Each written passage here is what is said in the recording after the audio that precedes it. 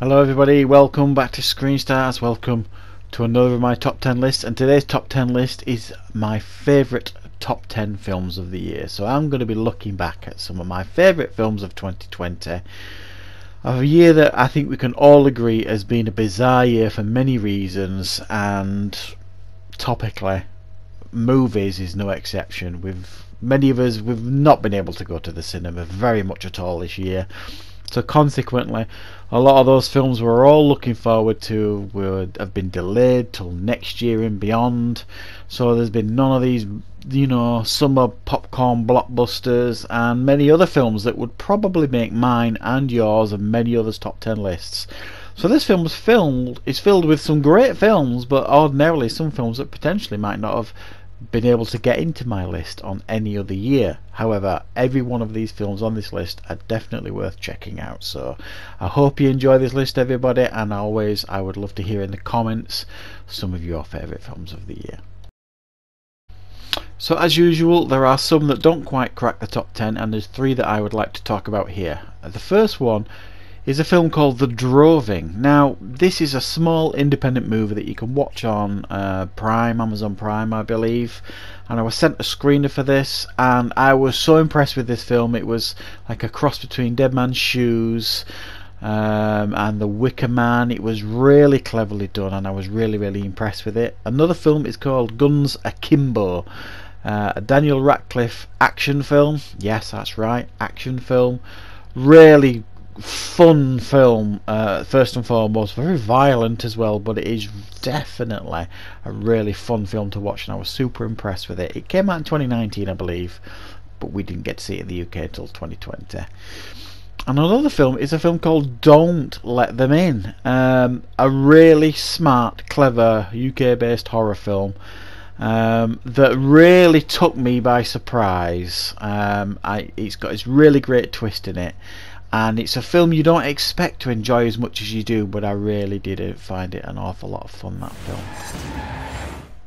So coming in at number 10 on my list is a little film called Astronaut that stars Richard Dreyfuss. It's a lovely, small, feel-good movie that focuses on Richard Dreyfuss's character, who is an aging man who has long had the dream of going into space, and he is given the opportunity by entering a lottery, and if he wins it, he'll get the opportunity to go into space, and we follow his journey. It's such a wonderful film, really uplifting, really heartwarming, and a fantastic central performance by Richard Dreyfuss.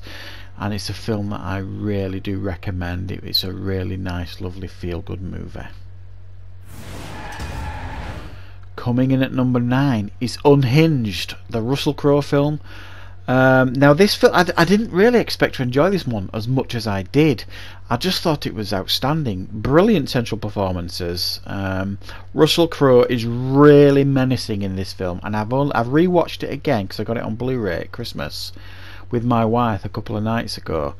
And she was really affected by this film, especially Russell Crowe's performance, and she wouldn't give him any credit at all. She really hated his character, and that is a testament to how powerful this film is and how powerful his performance is.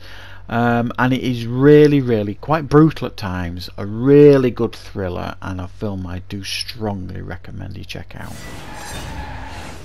Coming in at number 8 is a film called Host that I originally watched on Shudder, and I think it's made its way to Netflix now. I could be wrong on that, but I was super impressed with this. It's not a long film. I think from what I remember it's only about an hour long or something, but it's about these girls and it's set during COVID times, so they go on like this seance digitally, and it all goes horrifically wrong. Very scary, very effective scares in this film. Some really good jump scares, really clever how they do it, and it is a film that I was super impressed with. It really scared me, and I think it will scare you too if you've never seen it. Coming in at number 7 is a film called Extraction, the Chris Hemsworth action film that was released on Netflix much earlier in the year. Really top-notch action film here. Chris Hemsworth absolutely nails this. It's relentless action from beginning to end. You barely get time to catch your breath during this film. It's made by a guy who understands stunts completely. It's chocked full of them, and it's edge of the seat stuff all the way. And I do believe we're going to get a sequel at some point. I'll be really up for that. But you will be really impressed with this film. I certainly was. A great action film. Coming in at number 6, 1917. Again, this was a much earlier release in the year. We only got it, I think, in January in the UK. The film set during the First World War. That is the Sam Mendes film. It's just so beautifully made. It really is. It's affecting. It's emotional. It's thrilling. It's edge of the seat stuff. It's very moving at times, and just filmed in such a beautiful and effective way. One of the best war films I've seen in recent years, and shot absolutely beautifully. Great cinematography. Coming in at number 5, one of the most recent films I've seen on this list, a film called The Vigil. Scared me. The reason why this is so high on the list, guys, it scared me to death, this film. It was really effective, about this guy who's living in the Jewish community. He goes to do a vigil at someone's house, basically sit with a dead body all night, and some of the creepiest things imaginable happen during that night. It really freaked me out, this one, guys. Some really scary imagery, really effective moments in this film that it made me run cold with fear at times. Really super effective horror film, and one I'd strongly recommend you check out. Coming at number 4, Love and Monsters. This is on the list simply because they don't make films so much like this anymore. This was such a great, light, fun film that anybody can watch and have a great time with. It's got some great effects. It's got humour that is absolutely spot on. Dylan O'Brien's performance as a central character is really likeable here. Someone that you can really root for. It's got a lovable dog in the picture. It's got cartoon character bad guys in the film, and it's not a film to be taken overly serious, but it's a film that you can undeniably really enjoy, and I certainly did.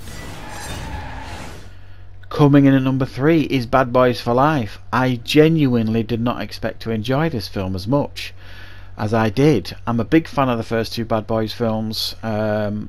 The third one came so long after the second one, which I think was 2005. I didn't expect it to be quality at all.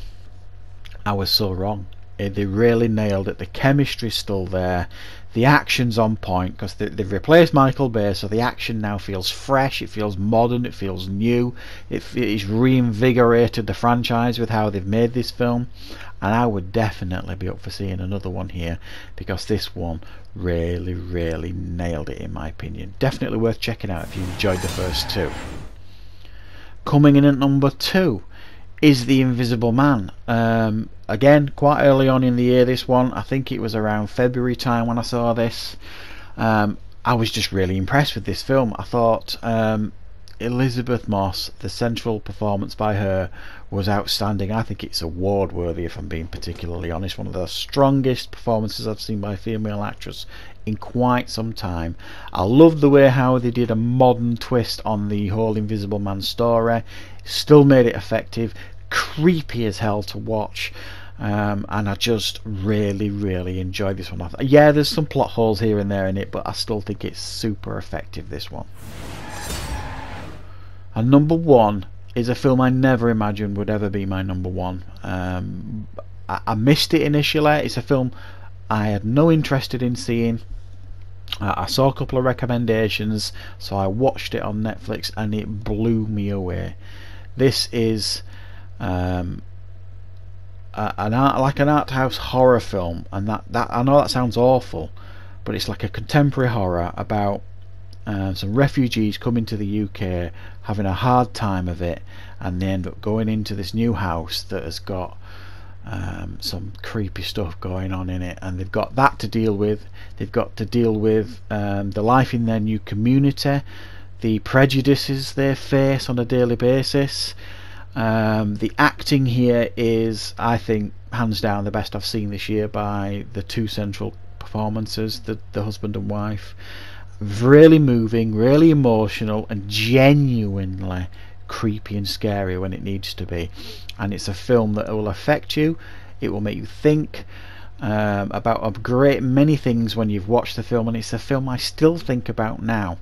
That's how much it made a connection to me, so that's why it's made it on number 1 on my list, and I deeply recommend you check out His House on Netflix if you haven't done so already. So there you go, guys, that is my personal favourite top 10 films of the year. Some really interesting films on this list. Some films, like I say, maybe some of them wouldn't necessarily have made the list under normal circumstances. I'm a sucker for a good blockbuster popcorn film, but we didn't get any of them this year, really. Not really. But still, every single one of the films on that list I do recommend you checking out. As I've said earlier, I would love to hear in the comments what your top 10 favourite films of the year are, and if you've done one on your channel, let me know and I'll pop over and watch it. 2020, what an odd year that it has been, certainly. I'm really looking forward to 2021, hoping to get to some normality in regards to watching movies once again, everybody.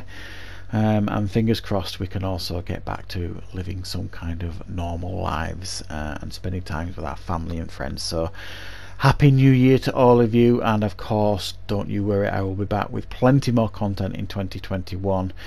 I'm really looking forward to it. Thanks for watching, and thank you for all your support this year, everybody.